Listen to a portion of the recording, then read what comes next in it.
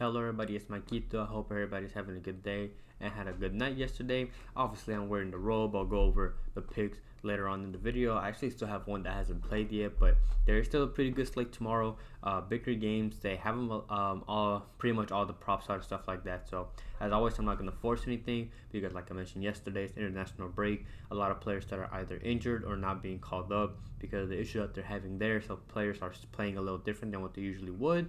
Other than that, I still found some that I did like. So I'm just going to get straight into those. And the first one is Dani Olmo to go higher than 2 shots, playing away from home for Spain, going up against Denmark. He's been returning from injury and has been steadily playing more minutes for Barcelona, so he should be warmed up and ready to go in this game against Denmark. Most media outlets have him starting, and I expect him to start here. And he was important first main in the Euros. He played 6 games for them. He came 3 off the bench, and he still averaged 3.55 shots per 90. And he recently, in this last game, played the second half against Real Sociedad, a pretty tough defense. He still managed to get 2 shots against them.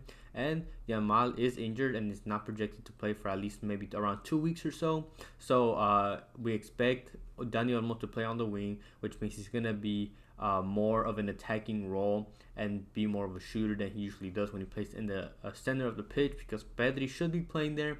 If anything, that's just good for him because, again, he'll get those passes from him. He'll get passes from Pedri. He'll get passes from Nico Williams. Even Morata likes to lay off the ball, which is good for players like Dani Olmo, Fabio, and Ruiz. He has plenty of players in his team that can pass the ball and will pass him the ball. And last time these two teams faced each other, Spain took 26 shots against them, and that was just a month ago. And Yamal, who played on the right, which is where Dani Olmo is going to play, took 5 shots. They need to get this win to secure first place. He's a shooter, and he's also a long shot taker, which is what we like.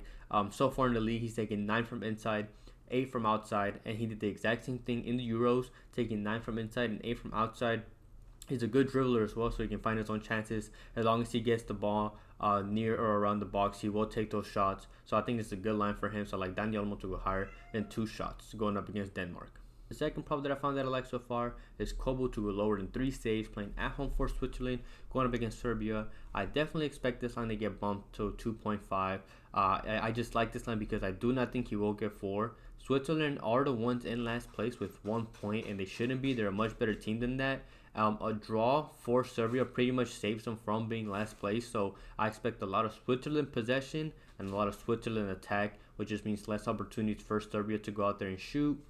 They're going to have Xhaka and Freuler in the midfield. I believe Xhaka had not played last game because he had a red card the game before that, so he's back. He's going to be there next to Freuler. They have a good defensive midfield, a good foundation. And Serbia struggle in the attack, especially when they're away from home. They took 1 shot on target against Spain, 2 shots on target against Denmark, 1 shot on target against Denmark again, and this is starting in the Euros. 4 against Slovenia, but Slovenia do allow a lot of shots, and then 1 shot on target against England. They do have 2 good strikers, in Mitrovic and Vlahovic, but they do not have the support to get him the ball. They don't have midfielders that are good playmakers that can just find and thread the needle against Switzerland. Switzerland's keeper in the Euros was Sommer, but even there, he didn't even get 3, so he went under this line. Didn't even push in all 5 Euro games. So Switzerland are a good defense. They just haven't really been able to show it. They have a tough group regardless. So I like this line. I do not think he gets 4. Serbia struggle away, and Switzerland's going to be the one controlling the pace. So I like Kobel to go lower than 3 saves. As I was recording this video, Kobel got taken off. If he gets bumped down 2.5, you can still take him there because either way we need him to go under. Just wanted to put that out there. As always, before I get into the money line, just want to quickly mention, if you could like the video, comment as well. It helps boost the video out to more people. And if you're not subscribed, please subscribe. It really helps out. And if you could turn on notifications so you're notified when these videos are out. And if you want to get the video out even earlier, you can consider joining the YouTube membership. It's on the join button right next to the subscribe button. For us, I want to get the content out early, and it's also a great way to support the channel. And lines do get to get bumped and taken away sometimes pretty quickly after the video goes public, so it's a pretty good way to secure the lines there as well. And then I have my codes for all my player props, which is Underdog and PrizePicks, linked in the description, and then Fliff for my money line as well. And if you are feeling generous and want to donate as well, I have my Cashapp link. But I really appreciate and want to thank anybody who supports me in any way. I have one money line play that I like, and that's Portugal -1.5 going up against Poland, which just means Portugal needs to win by 2 or more goals. A win for Portugal secures them first place. Last time they played each other, Portugal played away from home about a month ago, and this line hit. They beat them 3-1 away from home, which is good. And if there's one thing about Poland is that they will concede a goal. Their defense is not good. They've conceded in 7 straight games going back to the Euro and the Nations League. And while they have scored 7, 3 of those were at home to Croatia, and then the other 3 of the other ones were away to Scotland. So their attack is pretty inconsistent. They can sometimes find a way to score, but I definitely see Portugal outscoring them. And that's even if Poland can get a goal against Portugal, especially now that Portugal is at home. They have a great defense.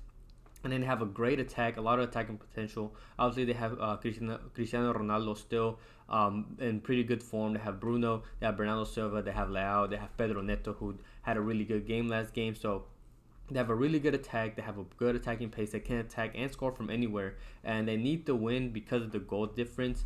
And they need to take advantage of it before their last game, which is away to Croatia. So if they win this game, especially with the good goal difference, even if they lose the next game away to Croatia, as long as it's not by a lot of goals, they'll still get place, which I don't expect to happen. So as long as they can get a good goal difference here, they will be doing good going into the last game. And Poland allow a lot of shots. Again, going back to the Euro, which is the last 7 games, on average, they have allowed 17.4 shots, which is dangerous against this Portugal side, who again can score from anyone and from anywhere. They're just a much better team. So I like this line. I like Portugal -1.5 going up against Poland.